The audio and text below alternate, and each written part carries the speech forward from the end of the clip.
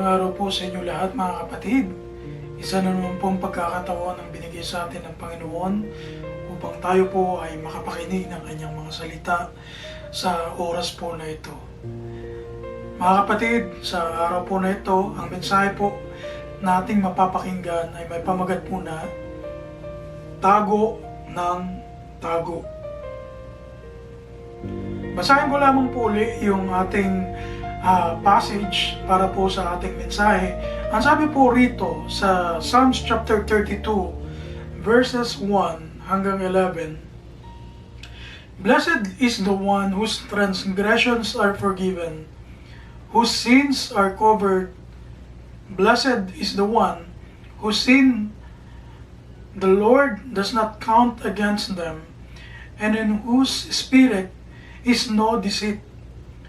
When I kept silent, my bones wasted away through my groaning all day long. For day and night your hand was heavy on me. My strength was sapped as in the heat of summer.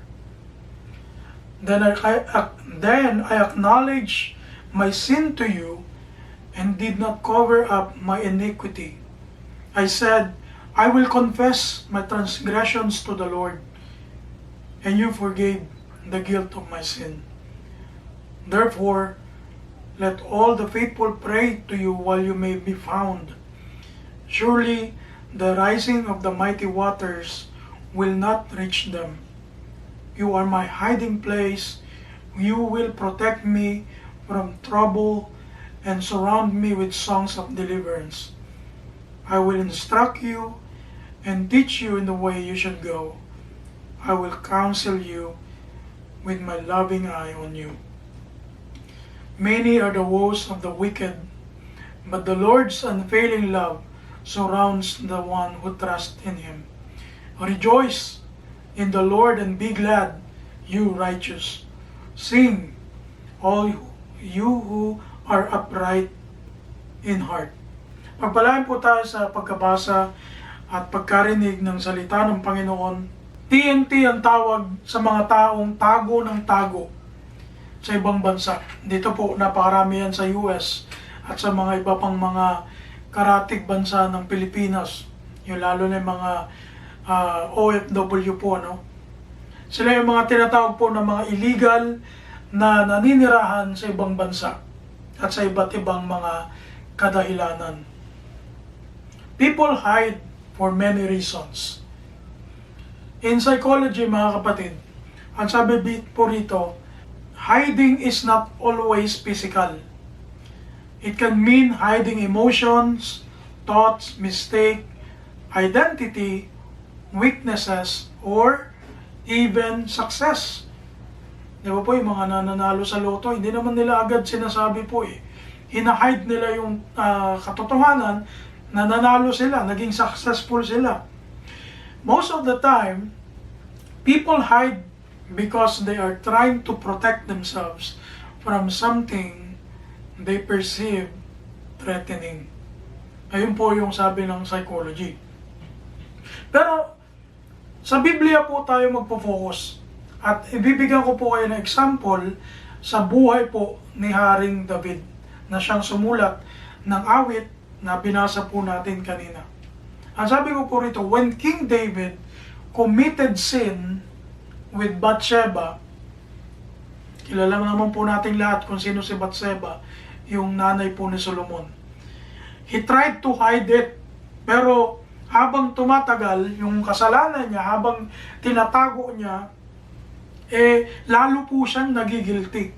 Lalo po siyang nalulungkot, lalo po siyang parang may dumadagan sa kanya.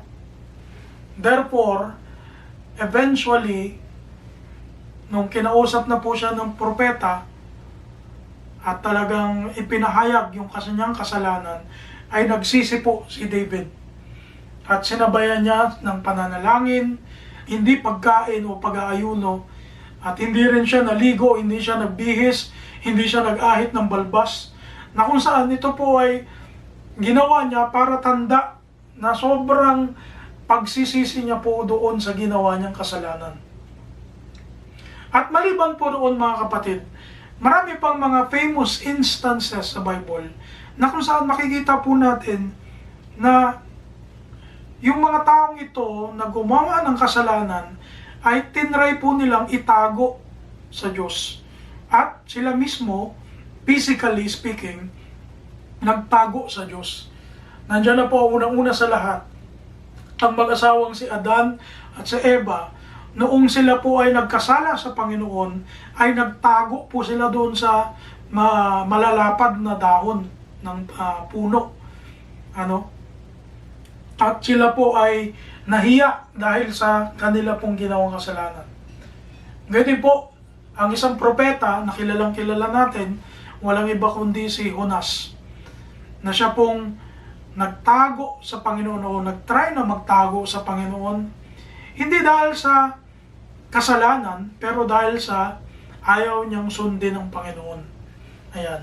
Iba namang uri ng pagtatago sa ang ginawa ni Jonas. Well, pwede rin natin masabi na kasalanan po yun kasi hindi niya po sinunod ang Panginoon. Kaya, imbes na harapin niya ang Panginoon at kausapin niya ang Panginoon, ay nagtago siya at tumakas siya from papunta ng Ninive sana siya, papunta siya ng Tarsis. At marami pa pong instances, katulad po sa New Testament, meron po tayong makikita roon sa First Christian Church, na kung saan ito pong mag-asawang si Ananias at si Sapphira ay nagtago hindi ng kanilang sarili, kundi ng kasalanan na ginawa nila sa church. At hindi lamang po nila tinago ito sa mga apostol at sa mga member ng church, kundi nagsinungaling pa sila kay Pedro. Kaya po, that's the very reason God killed them both instantly doon sa loob ng church. Ngayong oras na ito mga kapatid, patuloy nating tatalakayin ang mga bagay na nagnanakaw ng ating kagalakan sa Diyos. And this time, we will talk about hidden sin. Yung mga natatagong mga kasalanan. One of the greatest thieves of joy is hidden sin. Sin promises pleasure for a moment, but it eventually produces guilt. Nagigilty tayo, nahihiya tayo, natatakot tayo, at kahuli-hulihan, dumidistansya tayo sa Diyos. When we hide our sin, instead of confessing it, our fellowship in the Lord, or with the Lord, is hindered. Na pipigilan po tayo sa dapat po na pag-fellowship natin sa Lord, sa dapat na relasyon na meron tayo dapat sa Panginoon. We may continue attending church. We may continue serving in ministry or praying, but deep inside, we lose the peace, the freedom, and the joy that come from walking closely with the Lord. Unti-unti po niyang nawawala yung kagalakan natin sa Panginoon. At kung hindi po natin naalisin itong mga sikretong kasalanan natin, yan po magiging dahilan ng pagkalayo natin sa Panginoon. Doon po sa pinasa natin kanina sa Psalms chapter 32, sa verse 5, ang sabi ni David, aking kinilala ang aking kasalanan sa iyo at ang aking kasamaan ay hindi ko ikinubli.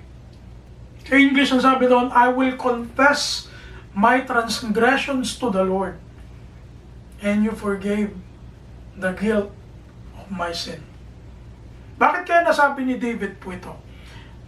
In spite of kasalanan na ginawa niya, in spite of sin that he committed, bakit po kaya sinabi ng Haring David ito sa Panginoon? Why? Kasi po, kilala ni David kung ano o sino ang Panginoon sa kanya. Kilala ni David at sobrang aware ni David kung gaano makapangyarihan ang Panginoon Ang sabi niya dito sa Psalms chapter 139, verse 7 hanggang 8. Saan ako paroroon na mula sa iyong espiritu? O saan ako tatakas na mula sa iyong harapan? Kung sumampa ako sa langit, nandiyan ka. Kung gawin ko ang aking higaan sa Sheol, narito, ikaw ay nandoon. In other words, mga kapatid, alam ni David na wala po siyang pagtataguan. Alam ni David na sa bawat lugar, kahit saan man po siyang lupalop ng mundo, lupalop ng, sabi nga dito, outside the world na nga ito eh. Outside the world na nga ito, sinabi niya rito eh. Langit at Sheol. Pero sabi niya, hindi pa rin ako makakatakas sa iyo. And here is the truth, mga kapatid. No one can hide from God. Mga kapatid, sa oras na ito, bibigyan ko po kayo ng 3 katotohanan kung ano po ang sinasabi ng Biblia patungkol po sa sekretong kasalanan o sa mga hidden sins. What does the scripture says about secret or hidden sins? At hindi na po ako magpapatagal. Number 1 na truth, first truth, God will judge all secrets. Sa Romans chapter 2 verse 16, ang sabi ni Apostle Paul, on that day when, according to my gospel, God judges the secrets of men by Christ Jesus. At ganyan din po ang sinasabi sa Ecclesiastes chapter 12, verse 14, ang sabi po rito, for God will bring every deed into judgment with every secret thing, whether good or evil. Pansinin niyo po yung talata. Maging mabuti man yan o masama, lahat po ng sekreto o lahat ng nakatago ay mahahayag sa Panginoon sa kanyang sariling oras at panahon. Wala pong makakapagtago.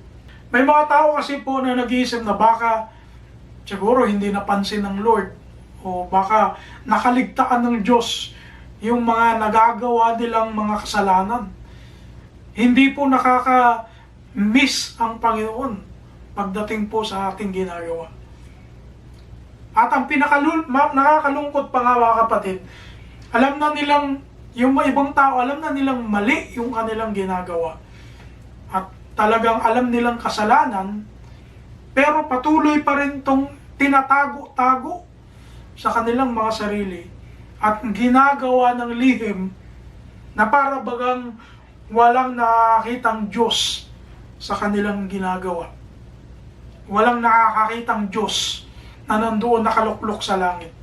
Ang sabi sa Luke chapter 8 verse 17, for nothing is hidden that will not be made manifest, nor is anything secret that will not be known and come to light. Ang linaw-linaw po mga kapatid, walang makakatago sa Panginoon. Ganun din po ang sinabi sa Hebrews chapter 4 verse 13. Ang sabi rito, nothing in all creation is hidden from God's sight. Everything is uncovered and laid bare before the eyes of Him to whom we must give account. Biro niyo po yan? Para tayong hubad sa harapan ng Diyos.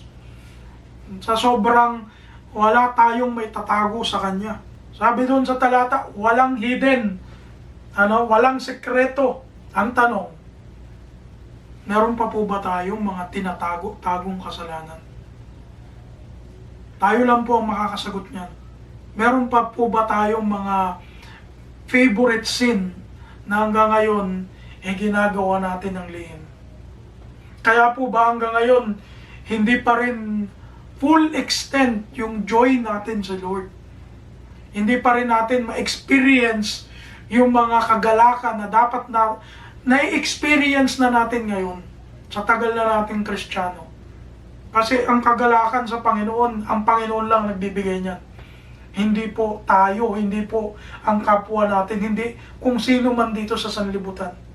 Simulan po natin tanggalin ang mga bagay na ito, yung mga hidden sins, para maranasan natin ang tunay na kapayapaan sa puso natin at tunay na galak na hindi kayang tumbasan ng sanlibutan ito, mga kapatid.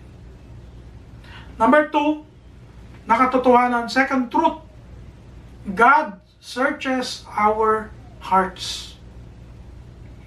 Jeremiah chapter 17 verse 10, ang sabi rito, I, the Lord, search the heart and test the mind, to give every man according to his ways, according to the fruit of his deeds. Nasubukan na po naman siguro natin na mag-search ng isang bagay at dumaan sa test, lalo na yung mga estudyante. Di ba po, lagi tayong nagtitake ng test, ano? Ang ating Diyos na ating pinaglilingkuran, mga kapatid, ito po, lagi niyang ginagawa. Lord, search the heart and test the mind. Ang sabi dito sa Jeremiah 17:10. Ang Panginoon po ang nagsasalita rito. At hindi lamang po ito nangyayari sa specific na panahon, kundi po nangyayari po ito araw-araw sa buhay natin at sa lahat ng tao. Hinahanap palagi ng Diyos kung sino ang totoo sa Kanya at kung sino yung talagang naglilingkod sa Kanya ng tapat. Kaya po ginagawa ng Panginoon to. Nagsisearch po siya ng ating puso. Tinitest po niya ang ating mga isip. Para sa gayon, makikilatis ng Panginoon kung totoo ba talaga tayo sa Kanya o peke, o kung meron ba tayo talagang tinatago-tago ng kasalanan, which is hindi naman talaga katago-tago, kasi katulad nung sinabi natin kanina, walang makakapagtago sa Panginoon. Hiding sin is not only insult to God, but also an expression of pride. Yung pag tayo tinatry nating magtago ng kasalanan sa ating mga sarili, pinapalabas po natin ang iniinsulto natin ng Diyos. At hindi lamang po yun, kundi ini-express po natin, parang pinapakita natin na prideful tayo sa Panginoon. Na para bagang hindi natin siya kinikilalang Diyos na nakakakita ng lahat ng bagay. Think about it, mga kapatid. Dinadaya natin ang ating mga sarili kung iniisip nating may nakakaligtaan ng Diyos sa bawat kinikilos natin, sa bawat iniisip natin, o sa bawat sinasabi ng ating bibig. Yung pa kayang mga sekreto na kung tinatago-tago natin, tingin ba natin nakakaligtaan ng Panginoon po yan? Tingin ba natin hindi napapansin ng Panginoon? When Cain murdered his brother Abel, he thought that God did not know what he did. Akala ni Cain, hindi napansin ng Panginoon yung ginawa niya. Isipin mo, 4 na tao pa lang sila sa mundo eh. Kala niya, nakaligtas siya, nakalusot siya sa Panginoon. Sa sobrang tingin niya na okay siya, nakaligtas siya, nung tinanong siya ng Panginoon, nagmaang-maangan pa si Cain. Ang sabi rito sa Genesis chapter 4, verse 9 hanggang 10, Then the Lord said to Cain, Where is your brother Abel? I don't know, he replied. Am I my brother's keeper? Sa verse 10 sabi rito, the Lord said, What have you done? Listen, your brother's blood cries out to me from the ground. Nung tinanong siya ng Panginoon, what have you done? Hindi naman ibig sabihin nun, hindi alam ng Panginoon yung ginawa ni Cain, kundi talagang sinabihan niya si Cain na itong ginawa mo, talagang matinding kasalanan. Na yung dugo ng iyong kapatid ay sumisigaw mula sa lupa. Kaya nga po, itong si Cain talaga pong sabi nga modelo ng kasalanan. Modelo ng kasalanan to. Si Cain. Nasa sobrang modelo po nito, kahit si Apostol Juan sa kanyang epistle, ang sabi niya po rito sa 1 John chapter 3 verse 12, do not be like Cain, who belonged to the evil one and murdered his brother. And why did he murder him? Because his own actions were evil and his brothers were righteous. Pansinin niyo po. Kaya po, sa buhay na ito, napakaikli lang ng buhay natin, magtatago pa po ba tayo ng kasalanan? Magtatago pa po ba tayo ng lihim sa Panginoon? Alam naman po natin lahat at malinaw na pinag-aaralan natin ngayon na walang lihim na hindi mabubunyag sa tamang panahon. Ano-ano yung mga nililihim natin? Sa ating asawa, sa ating anak, sa ating mga magulang, sa ating mga teachers, sa ating mga classmates, sa ating mga friends. Kung ito po ay magkakaroon ng masamang epekto sa ating mga relasyon, simulan na po nating tanggalin sa ating buhay. Upang sa gayon, huwag mawala yung ating kagalakan sa paglilingkod sa Panginoon. Number 3 mga kapatid, at ito na po yung last. God calls us to confess, not to conceal. To continue our joy with the Lord, we must confess our sins. Malinaw po yan sa sinasabi po ng ating apostol na si Juan. Ang sabi niya sa 1 John 1:9, if we confess our sins, He is faithful and just and will forgive our sins and purify us from all unrighteousness. Kung papansinin po natin yung talata, papatawarin lang tayo ng Panginoon if we confess our sin. Hindi naman po tayo papatawarin ng Panginoon kung hindi tayo marunong mag-confess. Tandaan po natin, confession is a law of Christ. Ito po'y batas ni Kristo. It is a mandatory thing to do.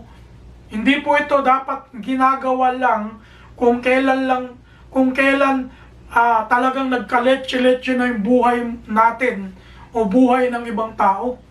Saka lang tayo magko-confess, saka lang tayo magpapakababa. Alam nyo kami minsan, may mga tao saka lang aamin ng kasalanan niya kapag malala na yung sitwasyon, kapag marami nang naapektuhan, kapag marami nang na-distract. At ang nakakalungkot, meron ding uri ng tao na kahit malala na yung sitwasyon, hindi pa rin kayang umamin, hindi pa rin kayang mag-confess. Balik tayo doon sa buhay ni King David. Nung magkasala siya sa Lord, sabi niya doon sa aklat po ng awit, sa 139, verses 23 hanggang 24, sabi rito, search me, O God, and know my heart. Try me, and know my thoughts, and see if there be any grievous way in me, and lead me in the way of everlasting. Sabi ni David, search me. Alam naman ni David, di ba, na ang isa sa mga kapangyarihan ng Panginoon ay kaya niyang mag-search ng puso at mag-test ng mind. Pero in spite na alam ni David yon, kahit alam na ni Haring David na may kapangyarihan ng Panginoon ng ganon, he pray. Ang sabi niya, search me, O God. Pag nagpe-pray po ba tayo sa Panginoon, ganon din po ba ang sinasabi natin? Search me, Lord. Test me, Lord. O baka naman, yung confession ng ating bibig, hindi naman talaga yun yung confession ng ating heart. Tandaan po natin, after we confess our sins, the next step is repentance. Hindi yung puro confession lang po tayo, puro lang tayo pag-amin wala namang nagbabago. Confession is not meant for us to be self-pity, para kaawaan natin yung ating sarili o yung ibang tao maawa sa atin. Hindi po ganon. But for us to start again and deal the second chance that God has given us. At hindi nga lang second chance, maraming chances ang ibinibigay sa atin ng Panginoon as long as nandito tayo sa sanlibutan ito. Paano tayo makapag-worship sa totoo sa Lord sa araw-araw? Kasi yung worship araw-araw naman yan, hindi lang naman yan every Sunday, mga kapatid. Paano tayo makakapagsamba sa Panginoon, makapaglilingkod sa Diyos, kung meron tayong hindi pa nako-confess sa ating mga sarili? Tandaan natin, hindi po tayo papatawarin ng Diyos automatically. Ang forgiveness ng Lord hindi po automatic. Kailangan may gagawin po tayo sa ating part para gawin niya yung part niya rin. Hindi po yung parang ginagawa nating robot ang Panginoon na pag may pinindot ka dyan, okay na. Forgive ka na ng Panginoon. Hindi po ganun. Minsan, yung iba sa atin, akala natin na kahit gaano karaming kasalanan natin, minsan nakakalimutan ng Panginoon yun. Pag tumagal na yung panahon, Hindi po ganun ang Panginoon. Huwag nating isipin na parang ang kaisipan ng Panginoon ay kaisipan natin. Na para bagang pag tumagal na yung panahon, nakalimutan na ni Lord yung ginawa nating mali. At may mga Kristiyano ganito naman, mga kapatid. At sana hindi po tayo katulad nito. May mga Kristiyano na pag gumawa sila ng mali at hindi sila nag-confess, hindi sila nag-repent, tapos sa kalaunan, gumawa naman sila ng mabuti. At iniisip nila na, ay, siguro nakalimutan na ni Lord yung ginawa kong mali noon. Kahit hindi ako nag-confess, hindi ako nag-repent. Kasi gumawa naman ako this time, gumawa naman ako ng mabuti. Maling-mali po, mga kapatid. God is a forgiving God. Pero minsan, maraming umaabuso sa kabutihan ng Diyos.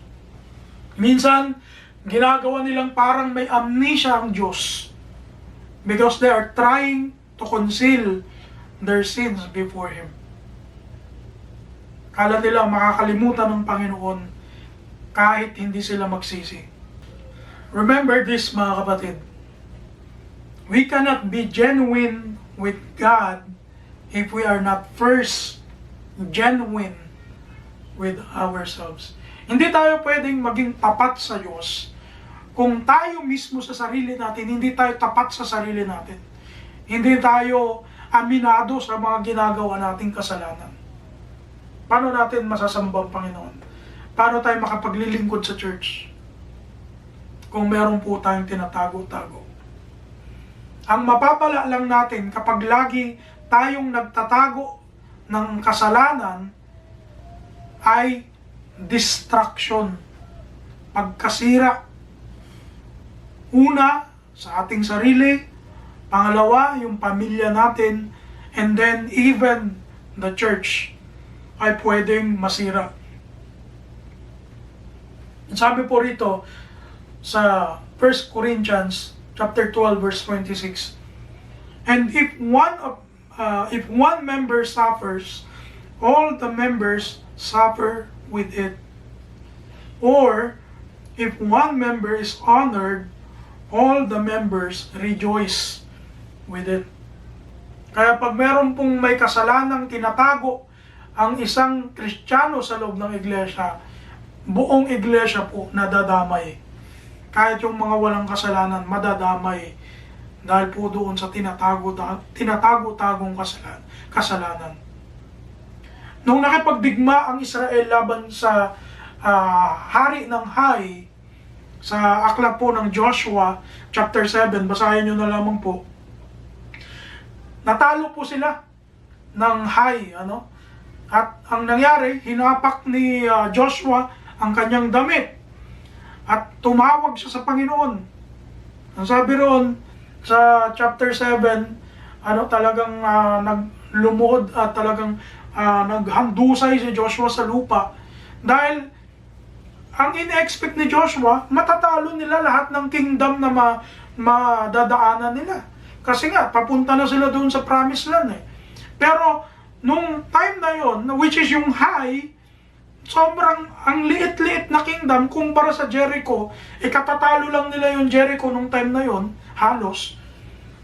Natalo nila yung Jericho, tapos itong maliit na kingdom, sila pa ang natalo. Kaya, tumawag si Joshua sa Panginoon, at sumagot ang Panginoon. Ang sabi niya rito sa verse 10 hanggang 11 sa Joshua chapter 7. So the Lord said to Joshua, "Get up, why do you lie thus on your face?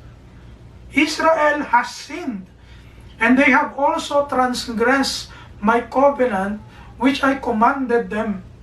For they have even taken some of the accursed things and have both stolen and deceived. And they have also put it among their own stuff." Ang sabi ng Panginoon sa kanya, bakit hindi ko kayo parurusahan? May ginawa kayong kasalanan. Pero, nung time na sinasabi ng Lord kay Joshua yon, hindi alam ni Joshua, wala siyang idea kung sino yung gumawa ng kasalanan. Hanggang sa nagkaroon sila ng pagpipili, nagkaroon sila ng paghanap kung sino talaga yung gumawa ng kasalanan na yon. At doon nga sa parehong chapter pa rin, sa verse 20 hanggang 22, natagpuan nila si Akan. Ang pangalan niya si Akan. At ang sabi ni Akan, sa verse 20, sabi rito, "And Akan answered Joshua and said, Indeed, I have sinned against the Lord, God of Israel, and this is what I have done. When I saw among the spoils a beautiful Babylonian garment, 200 shekels of silver, and a wedge of gold weighing 50 shekels, I coveted them and took them. And there they are hidden in the earth in the midst of my tent, with the silver under it. So Joshua sent messengers, and they ran to the tent, and there it was, hidden in his tent, with the silver under it." Nung nakita nila na si Akan nga yung naituro na may kasalanan, nag-confess naman to si Akan kay Joshua, at sinabi niya yung kasalanan niya na ninakaw niya, at pinagpadala si Joshua ng mga messenger at para mapatunayan na nandun nga yung ninakaw, at nakita nga nila.